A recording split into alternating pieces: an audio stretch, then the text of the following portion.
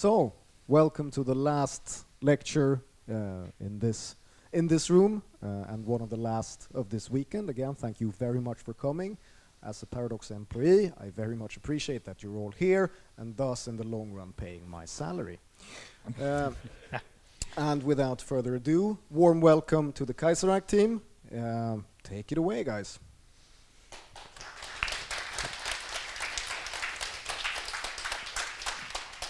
Hello everyone.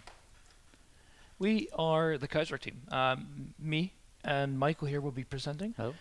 Also here we'll have Vincent, Strategia, Cinzia and Nijato. There he is. We had David here too, but unfortunately had to leave early. And he will also not be speaking, so the talk might be a bit shorter.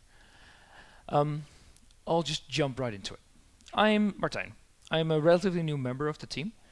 Right now I'm just a contributor, unlike most of the others who are here who are devs. And I've made a few content creation and do community stuff, and I've worked on a new tool in Python that we're using to make the mod run a lot better and make it smaller. So yeah, joining the team. I joined about a year ago, in April of 2017. And I got in via a friend of mine I knew from another channel called The Black Weeb, and he got me in as a tester. Recommended me to Syncos, and I started there. And honestly, I had no clue what I got myself into. The Kaiserreich team is huge. We have about 50 active contributors and over 100 members total, counting artists, moderators, everyone. But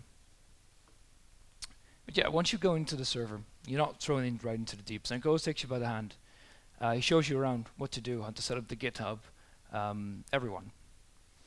And you get into the team Discord itself. It's where everything's organized, where we do everything. And it's a great place. We have tons of channels, but it's not like it's walled off. You can talk to everyone. If you want to ask a question to the dev, you can go and do that. If you want to mingle with the pros, with the white people. Sorry. We call it the people, just a community, the general channels, which you can talk to the community, ask questions. They can show off what they do in Kaiserreich. It's awesome. And if you have questions, you can just ask the devs. If your GitHub is on fire, Michael here will help you out, and it happens more often than you would really want. But yeah, in the end, you also have to do actual work. Well, the place is great for shitposting, making jokes. In the end, we mostly are there for work, and it's great to do that. You get stuff done, people help you. You work in small rework channels with other people who come from the same region, have the same interests, and it really synergizes well. And you get stuff done. It's how we could create such a huge mod with so many people. But yeah, actually doing something. Personally, I've made the HOI4, some of you might know. I'm going to talk a bit of how you create a small country and how you start. And you start where it really started, the real world. In this case, we had the HOI4, a small African nation, currently known as Benin. The Kaiserreich point of divergence is 1918, and it changes there, and the game itself starts in 1936. Between that point in real life, the HOI4 didn't do much. It was part of French West Africa, creating very little history, very little primary sources, since I don't speak French very well. So the only source I had was a very, very good one, Wikipedia. And so there wasn't much. And then you go to the Kaiserreich timeline. France loses. The HOI4 gets annexed into Middle Africa and is part of a German puppet regime there for right until it explodes. Which in game happens after Göring does his own little treatment and Africa descends into war and explodes. It's not so much fun. And that's what I had. I had a small African miner that I got as an introductory project. The first thing you do is not a huge country, of course. You start small. And it was a lot of fun. Yeah. So, so what we had here was a pretty interesting nation. The HOI4 is unique in that it becomes a French protectorate immediately. They are actually the only part of southwest France, the southern of French West Africa that was lost to the Germans. So they come back to their original overlords, which in this case is National France. Which gives you a small nation that is a protectorate, and as there's a very good blank slate. So you go into the three pillars of any nation. You have political, military, and economy. Well, the first one's easy. Political. You're a puppet, you're a minor French nation, your economy not that great. So the most you can do is cozy up to France or take a bit of a more distant stance, since as a minor African nation, you're not going to go conquering. And the key thing here is that a player might want to, but the homie will never be played by a player unless you actively tag switch to them, since they can only appear from an exploding nation. They aren't at the map at the game start. And this creates something you need to do for the AI mostly. The other few parts are things like economy and military. Into this you can do a lot more research, and it becomes a lot more fun. You research what did the homie make? That was mostly oil. When was it discovered? Way too late in 56, and we're not road to 56. So the other things they did, cotton, golds, you can start building around that. They had a very interesting tax system. You can expand on that. And create little focuses, giving them factories. And in the end, give them some bonuses. Now, at first, I had created way too much. They got maybe 15 factories, which is huge for a one-state nation. So I talked to the guy who helped me with this, the Black Winds, and he said, no, way less. Make it 3 or 4. Give them a few naval dockyards. Give them a bit of a bonuses to consumer goods. Make them good enough that they have some value, but they should never become a powerhouse. HOI4 is a game in which a lot of things can happen, but a small African miner should never become a great power. And then you had the military tree. Now, I've got a picture. Oh, here's the goalie Abdo. He's a ruler. He also has some pretty interesting history about him. But this is the military tree. And it allowed me to do some pretty interesting things. While they might never have a real big army, you can still give them interesting things to flavor. So when you click on the home, you see, hey, they have an idea giving them the King General of Dahomey, or what are the Dahomey Amazons? And it might lead someone to Google them, look into their history. For example, the rulers, the kings of Dahomey, historically ruled alongside their generals, which you normally wouldn't really do, since if you die, that's bad. So you get a small bonus to your organization, but a small malus to political power. Another thing, for example, is the Dahomey Amazons, which were all female regiments fighting alongside male warriors, which never happened. You even have reports from French saying that they fought fiercely, way more fiercely than they normally would encounter in Africa. And thus, we represent that as an idea. And, of course, with a very cool focus icon, you can add something in. It might never matter in the grand strategy of the game, but even with this, you give a small one-state miner a lot of flavor and make it really interesting to go over the trees, scroll through it, and see what they have to offer. And of course, in the end, they will never do much, but it's pretty fun. And even with this, you can look at the bonuses, like what would you give a small African miner for bonuses? I give them, for example, 3 times doctrine bonuses, which is normally a lot in one focus, but they might appear on the map in 40 or 39, which is way later than you would normally have. Now, as some of you might know, I also do preview streams for Kaiserreich under the name Dr. Jitram. And, well, it says a lot. How I learned to stop worrying and love the community. Personally, I'm not such a big fan of memeing, but the Kaiserreich community, whew, they certainly are. So what do you do with that? I am not that big of a channel before, maybe 20, 30 concurrent viewers. With Kaiserreich, your channel is suddenly filled with 200 people, all memeing, asking questions. So what would you do with that? For me, it was pretty tough. I had no real moderation. And suddenly my chat was filled with when update, when will you fix China, when will you fix X or Y? So I ignored that mostly, tried to answer all the questions, and thank God I had devs helping me with that, mostly the devs of the country I was showing off. But in the end, I got some moderators and started toning that down. And it's really weird to see that myself, because I moderate another relatively big channel, but seeing the chats speed by myself, seeing memes and questions you try to answer, at the same time as playing the game. And at the first, when I started streaming, I had a lot of trouble with that, talking, playing video games, but it was even more difficult trying to read a very speedy chat while playing good. Because skill is nothing, I'm not the best HOI4 player, But playing well, answering questions, and being interesting at the same time is pretty tough. And what you show is also important, because the Kaiserreich community is very vocal about what they want and what they can see. And if you show the wrong things that might still be in development, they might get angry. So I try to moderate what I show during preview streams, show only what I'm allowed to show, and ask devs what I'm allowed to do. Because if we would show every single rework in rework, wouldn't make people happy. And a lot of questions would be, what are you going to do? Why aren't you doing X? Why are you doing Y?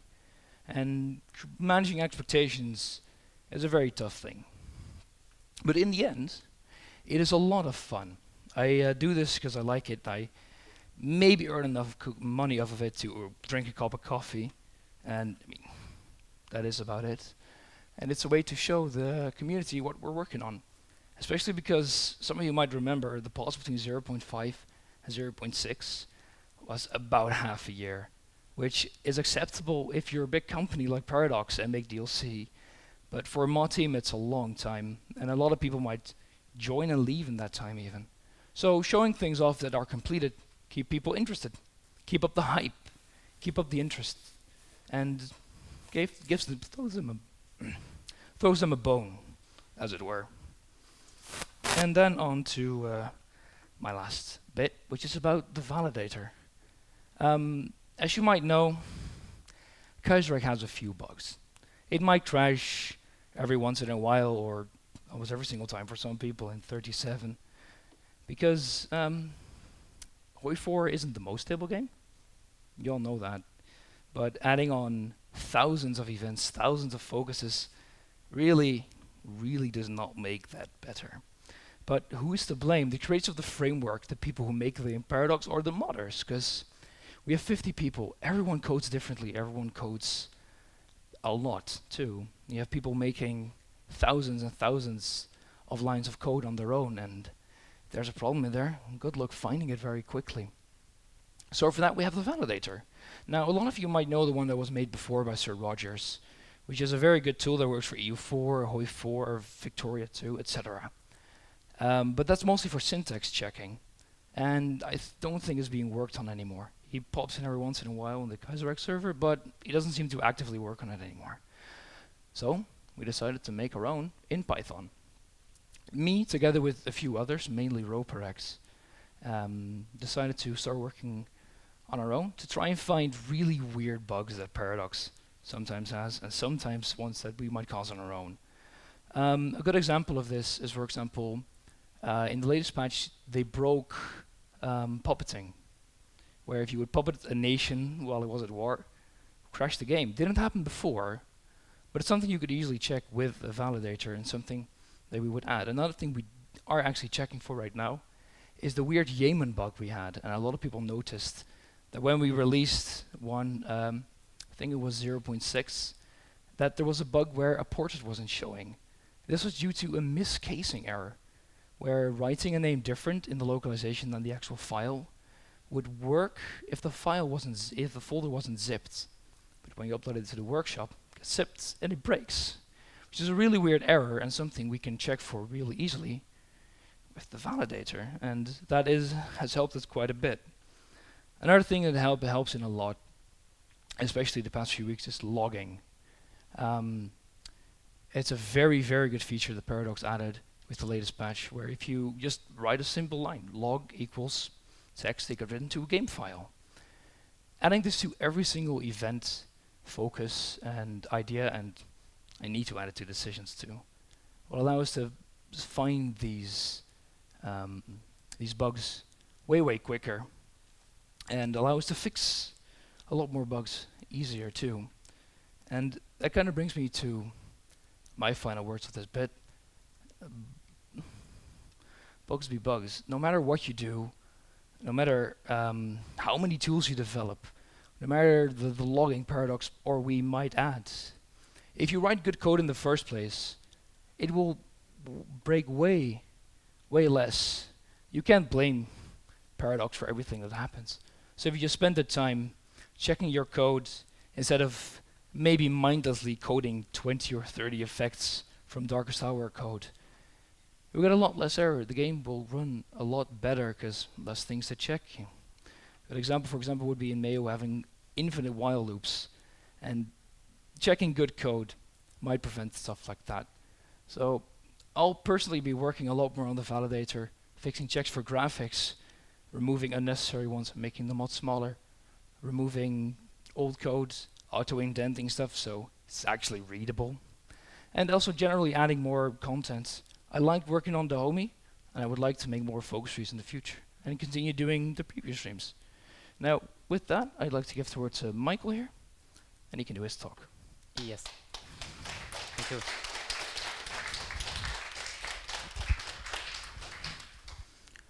All right. Yeah. Thank you, Natram, for that talk. I also like to thank you for your validator. I mean, automatization of as much as possible has always been my greatest concern because, well, we have quite a big amount of code that really needs some checking. Yeah.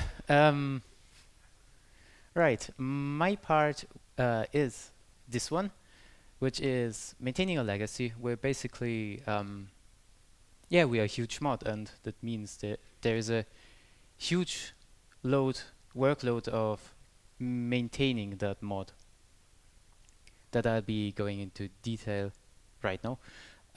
This was going to talk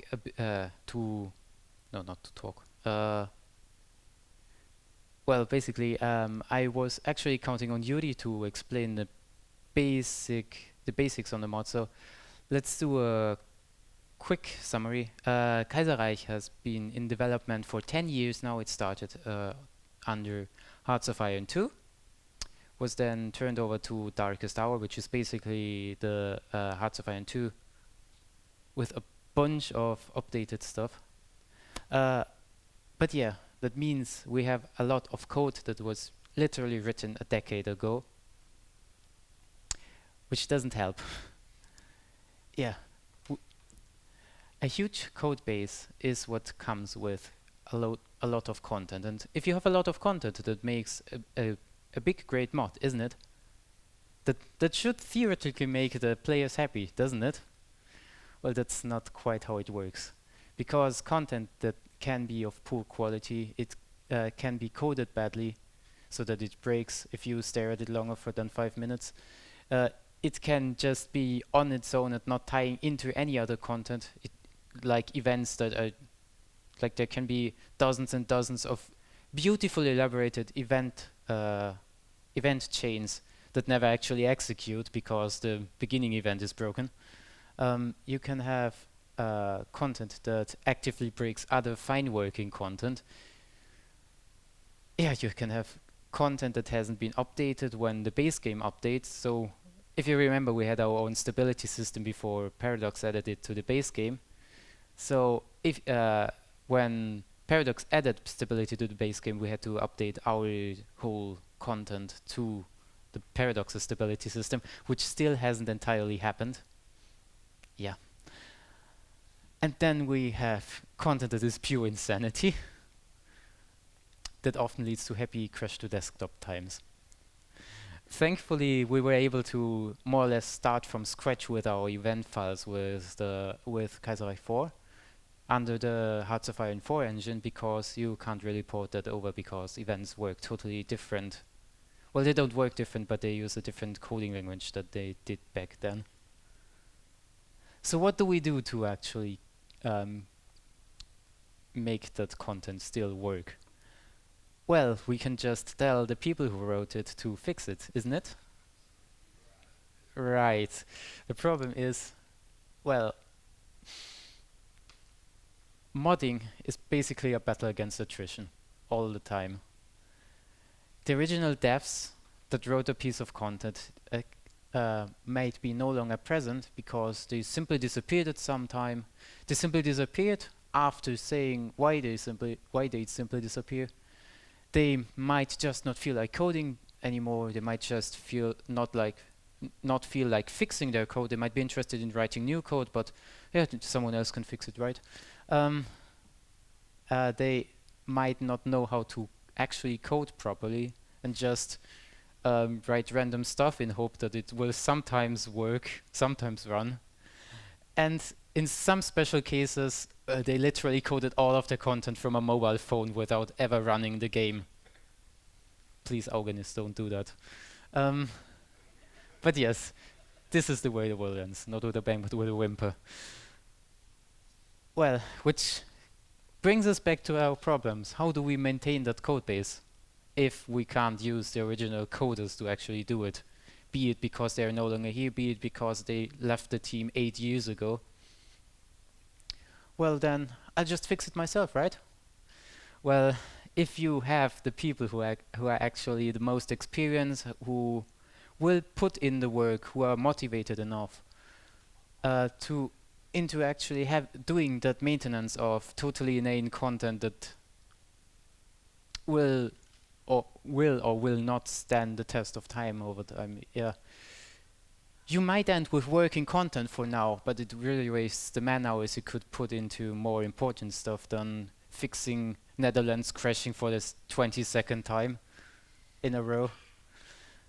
It puts those coders under a lot of stress if you are close to release and everything is still breaking, but no one actually cares to fix the release because they're already working on the next release. Yeah, and stressed out coding isn't fun unless you're a weird person like me. And that means you might lose those experienced coders due to the same attrition that we lost the non-experienced coders to. Because if you are stressed out, you don't enjoy what you're doing. You're not gonna continue coding for another 6 months until the next release comes. But yeah, and also most of our actually experienced guys don't want to work on that maintenance in the first place. Because it is easier to burn everything to the ground and start over, which we call a rework. And yeah, that ties into the good old I'll fix it in a rework problem that we have. But yes. With lore, it is not quite as easy as when we burned down the whole codebase for Kaiserreich 4, because while we were able to throw out the entire code, the lore still is there. So we have the lore in all its glory and absurdity, which back in the day used to be developed in a forum. The events actually too, so that's another can of soup that we're not going to open right now. But that basically means everyone who had a nice idea for a country would just write it in a forum, and then we had a role of general secretary that would just say, okay, that sounds great, let's throw it in a mod. Which is really not a good idea if you look back at what happened, because you can have the Aztec restoration of Mexico. You can have Puyi restoring himself to the throne of Fengtian, turning it into Manchuria, while he is still on the throne in Qing, and have him declare war on himself. And then, yeah. And then we have the beautiful suggestion of Klein Venedig, which was Venezuela going back to the roots, becoming a German colony. Just on their own. Just deciding we're German now. Let's institute German language and be Klein Venedig again. But yeah, having obscure lore detailed in forum posts from 10 years ago on a forum that no longer exists, plus the attrition of permanently losing devs, means that no one actually remembers what is happening, what is going on. Which means we need a rework, but that turns into the but that too turns into a perpetual rework problem that we're facing. Because if you're perpetually reworking, splitting off in tiny portions of the team to work on one specific area, you have this attitude, I'll fix this game-breaking bug that we're having right now in a rework that will come in 4 months. Don't worry about it, I'll have it done in 4 months, when we're releasing just the other day. But yeah, we have a stratification of our coding experience. We have coders diving deep into these tiny regions. We can have a very experienced coder who would actually be great to have a maintenance for, let's say, Middle Africa, pouring all his man hours into Flanders, Wallonia. or maybe the homie. Very experienced, of course. Yeah, I'll trust you. You're Middle Africa lead now. Oh, sure. But yeah, and sometimes we force a little bit of competition between those rework sub-teams, aka stop snatching away my China rework coders. Yeah, we also have kind of alienated the original Darkest Hour fan base, or at very least a very, very vocal minority of that fan base that was very active in that forum that no longer exists, that would throw their wonderful ideas of Klein Venedig at us. But yes, we have shut those out of the development process more or less now that we're a closed team on our Discord. I mean, we're not totally closed. We're always taking new members. When you have great ideas, you might be invited to join in on a rework, but we're not going to accept what you're doing just because you have an idea like Klein Venedig. But yes, we're of course changing the beloved Kaiserreich because you cannot do that. You cannot make a mod make sense. That's a travesty. And yeah, and of course porting Kaiserreich to the Hearts of Iron 4 engine was a mistake in the first place and should have never happened. But yeah, the permanent reworks are also a bit confusing to the newcomers, who are going to ask, why does everything always change and what did you do to my waifu? But yes, that is what we're facing right now. But I'm very optimistic that we're at some point gonna finish with rework hell and just going to be able to properly maintenance the whole thing. Hopefully. Maybe. Hopefully. Yeah, by the time Hearts of Iron 6 releases, we're probably gonna be done. Yeah, that's it from my part. I say we're opening the Q&A time. So the people we have here. Thank you. Thank you. So the people we have here is Michael. He's worked on Austria and what else? Yeah, Austria, Germany. I did the original Spain, and I'm doing a lot of maintenance work right now. I just did the homie, but I worked a lot on the validator and the streams. We have Vincent here, who is one of the artists who make like the splash screen and the banner you saw at the booth. We have Nigetto, who worked on France and Russia. We have Milo, who worked on... I always forget. Yeah. Yeah, one of the... Yeah, for people who didn't hear, one of the Darkest Hour people worked on that, and just people who does kind of everything, and another artist who does a lot of portrait work. So you can just ask questions right now. Stick up your hand and you'll get a box thrown at your head. Questions? Over there.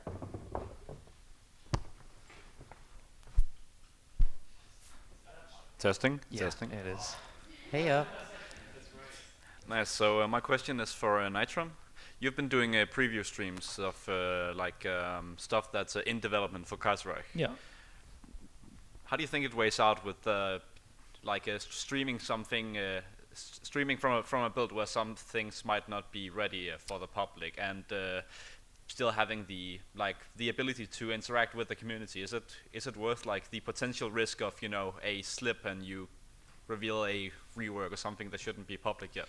I think we do a lot on the GitHub, so we work on branches. So a lot of the times we have, for example, the China rework has been on its own branch for months, and we only merge it back in once it's actually done, which mitigates a lot of the risk. Like a ton of the reworks are in their own little contained box.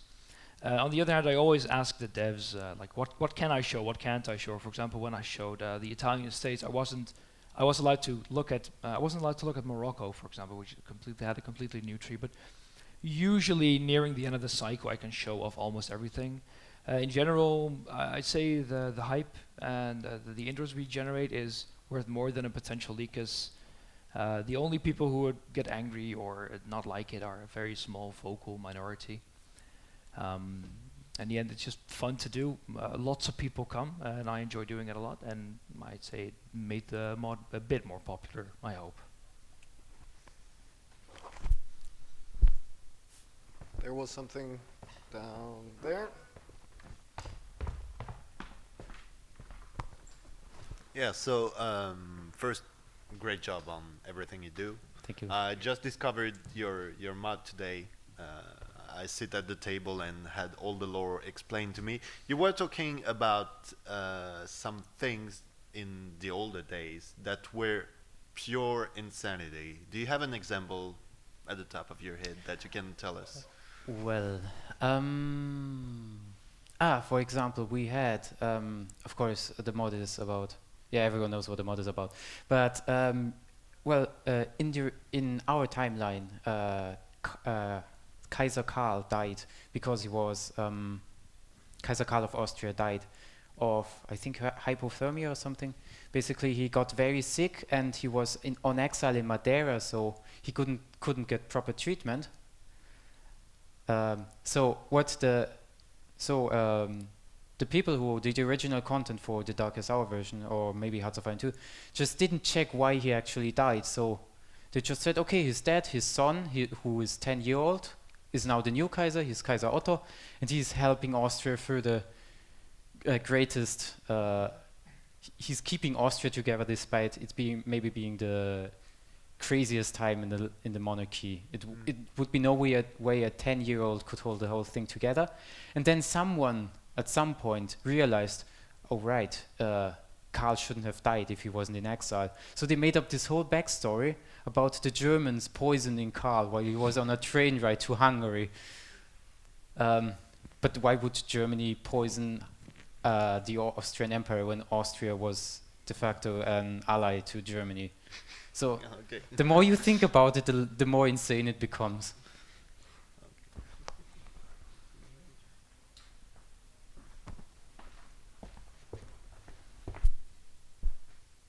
Hi, I was wondering, in many respects you can still see that Kaiserreich for HOI4 is a port of Kaiserreich for Darkest Hour.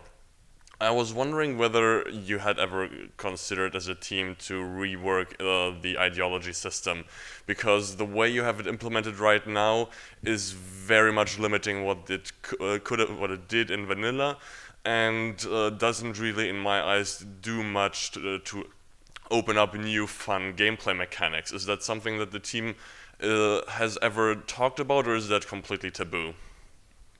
Well, we are very much considering that, yeah. I don't know whether I can actually talk about Nizoro? You are more on the ideology rework front, so I'll leave that to you. That works? Yeah.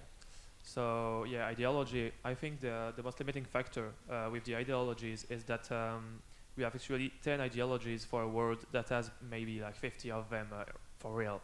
And so we have this problem that it keeps popping on the subreddit, people wanting to divide all of totalism and all of national populism in 10 trends of totally different stuff.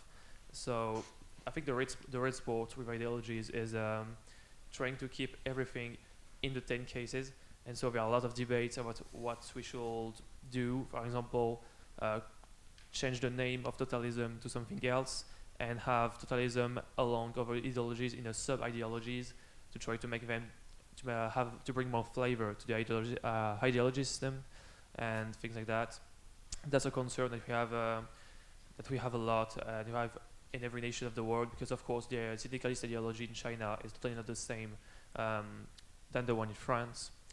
So yeah, and about the mechanics, I think really it's the same problem. Is that if we try to make general mechanics for every ideology, like for example the social liberals will have this stuff to do, it would just won't make sense in the general world of Kaiserreich, because the social liberals in the USA are different from the social liberals in South Africa and the social liberals in the Ottoman Empire.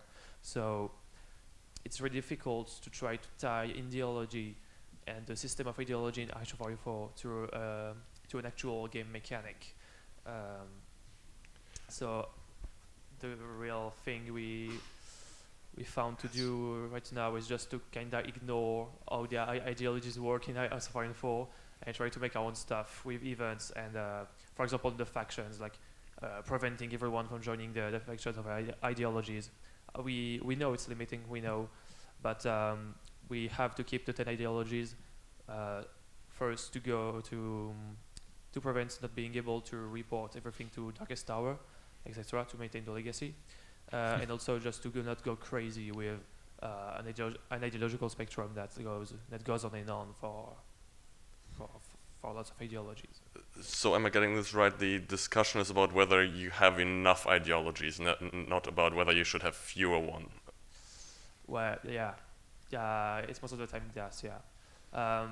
Sometimes there are discussions about, if we have to keep 10 ideologies, maybe we can add another one and then remove like the social liberals that are useless, and just try to make a soup with that. But yeah, it's difficult. And the practical thing is with 10 ideologies, there's already a lot of coding work, and the more you add, the exponentially more work it is, especially when you have thousands of older events that no one has looked at in years. Adding ideologies to that can become a mess. You have to test, balance, etc. Not to forget the ministers that all have an ideology assigned. So if you add another ideology, you have to go back to the list of the 20,000 ministers to check, will that guy keep his ideology or will he change, or things like that. So it becomes just impossible. Sure. Another is it working? Yep. That's right. Yeah. Another thing is that a lot of the internal political content of most countries really depends on these separate ideologies being a thing. And if we're to reduce the number of ideologies, then you have internal conflict within one single ideology, and you wouldn't really see anything. It wouldn't really have any meaningful effect. It would just be it would remove a lot of the flavor from these internal struggles, like in the Commune of France and in the Union of Britain, which of the three major branches of syndicalism you follow has a significant effect on the way the country is run. But if we were to unify it into like one monolithic syndicalist ideology, then you'd lose a lot of that specific like definition and flavor. You have to consider natural spirits instead, to have just very broad ideologies and then define them tighter than by natural spirits that can also be used in events and for ministers and the like.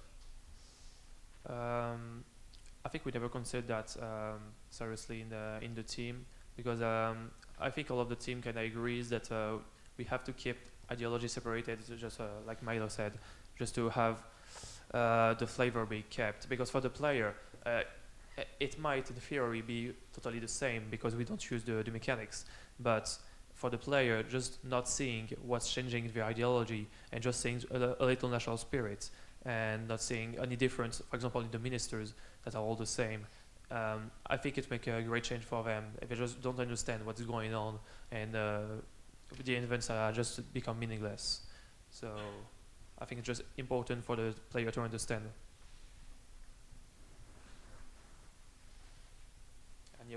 Any other questions?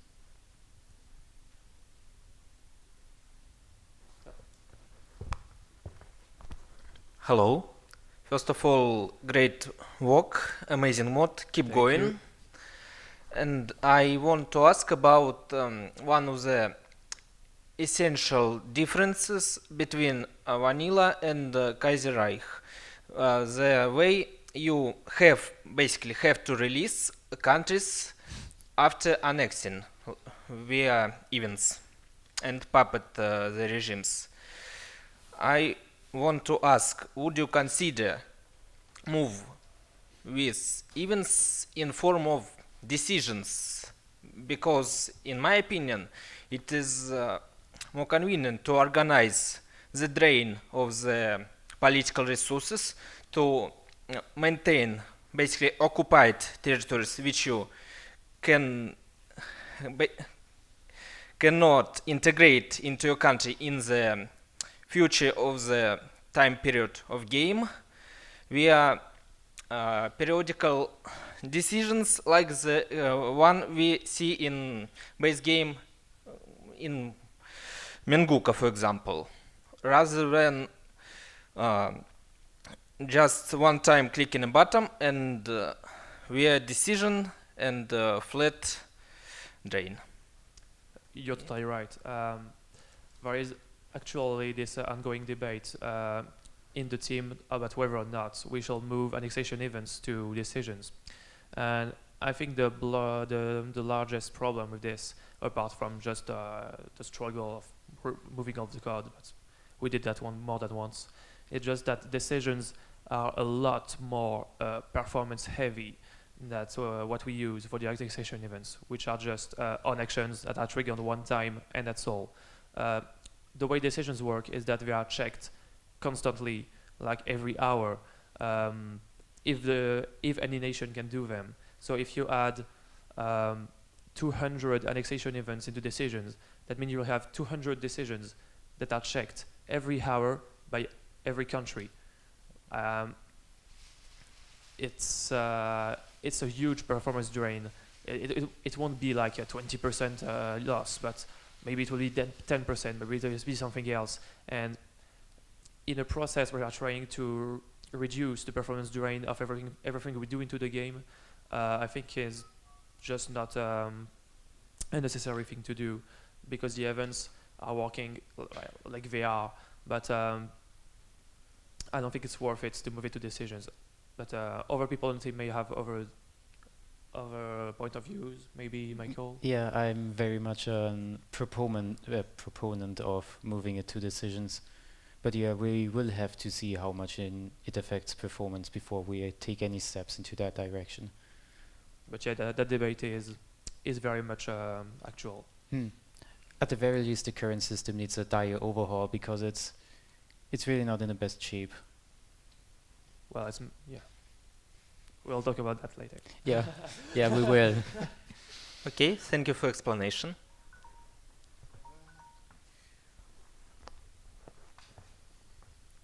Did you? I just wanted to ask, kind of related actually, with the decision stuff that's been introduced, do you have any plans on how to use it further? So when Waking the Tiger came out, we were about to release 0.6, so there was no time to add decisions to everything. So what we just said was, no one gets to really add anything. Some slipped through, like with Belgium and the Netherlands, because they were just being done reworking.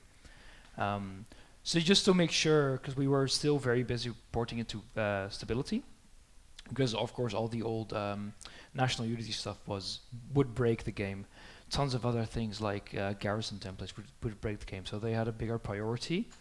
And because of course 0.6 I've been waiting for 6 months, so it needed to get out the door. Right now we're working on 0.7 and decisions are in full go. I spent a little bit of time live modding, adding decisions to the homie, because some things just work better as decisions, and people have been adding tons of them, and they make the game a lot more flavorful. And in 0.7 you will see a lot more of them, but of course not every single nation in the whole world can get them. So as the game goes on, as the mod development goes on, we'll add it to more and more countries. Okay, it's good to hear, because when decisions were announced with Waking the Tiger, like the first thing I thought was, what can Kaiserreich do with this? So thank you. One other problem with that, with new mechanics like decisions and with the new stability system and and the script UI, like they're fantastic and they have a lot of potential, and we really want to use them. But the problem is we have so much content right now that we have to go through it all and rework, and that just takes a hell of a long time. If we had those available from the start, then they'd been fully integrated right from the get-go. But right now we have to go into existing, usually working content, and and that's not working content, I think. Yeah. Oh, Stellaris bleeding in. Yeah. Yeah, so like we really wanted to integrate all this new stuff, but the problem is just the time and effort it takes to make the existing content work with the new mechanics, and so we're always going to be lagging quite significantly behind on integrating new mechanics when they come out. Hello. Is this still on? Yeah. Okay. I think you've basically already answered my questions. My question, because it was just yes and no. Now that you got the most amazing modding tool called scripted UI, is there anything big you have planned with that? Just yes or no? Not yet. What? About scripted UI, adding mechanics. So, Yeah, We don't have anything planned right so now. we already have content in the live build right now. so we. You know, it's more about something really big. The thing It's is, something like the Kaiserreich fundamentally is more about like lore, focus trees, and such, and not really about new mechanics, which scripted UI is wonderful for. We might use this for quality of life, like we use right now, but I don't think there's anything big on the horizon. It might change, of course, but it also, of course, have to consider performance impact. Scripted UIs inherently cost a lot of effort, especially if you want to make use of the AI. If you've looked at the tutorial, scripting in AI for scripted UI is hellish. It will take a lot of work and it's very heavy on performance. So since we're not really a mod that adds tons of new mechanics, we won't do anything big with it. No poker or loot boxes in Kaiserreich. Sorry.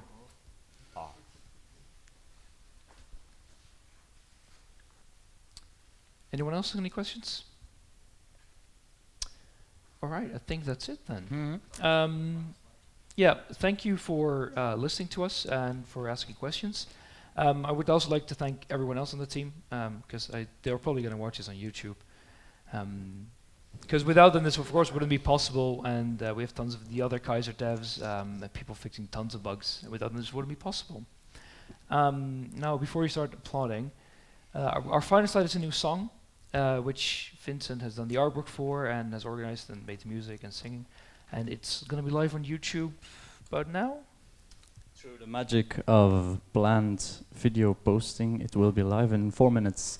Alright guys, so the YouTube, you know, we've been posting a lot of lore videos on YouTube, something we continue on expanding. It's something you guys have really liked, we get a lot of response. We just capped 20k subscribers. So we decided to do something special, and I hired musicians to create the first ever official Kaiserreich soundtrack song. And it is a modern rendition of Which Side Are You On, the labor poem that we sometimes reference through events and through trailers. So I hope you enjoy it, and this is the world premiere. And it will be available as a free MP3 download on the YouTube channel. You can play it.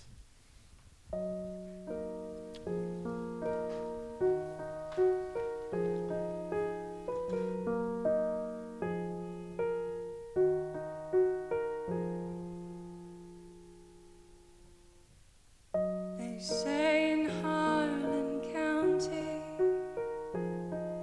there are no neutrals there. You'll either be a Union man or a thug for J.H. Blair. I'm a miner's daughter and a miner bound to none. We'll be with you, fellow workers, till every battle's won. Tell me, which side are you on, boys?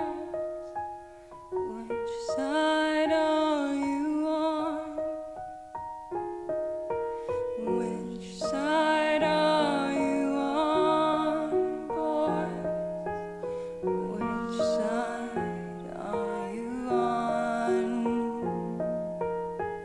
Come of all you good workers, good news to you I'll tell of how that good old Union has come in here to dwell. Tell me, which side are you on, boys? Which side are you on? Oh, workers, can you stand it? Oh, tell me how you can. Will you be a lousy scab, or will you be a man? Which side are you on, boys? Which side are you on? Which side are you on, boys? Which side are you on? Don't scare for the buzzing, don't listen to them.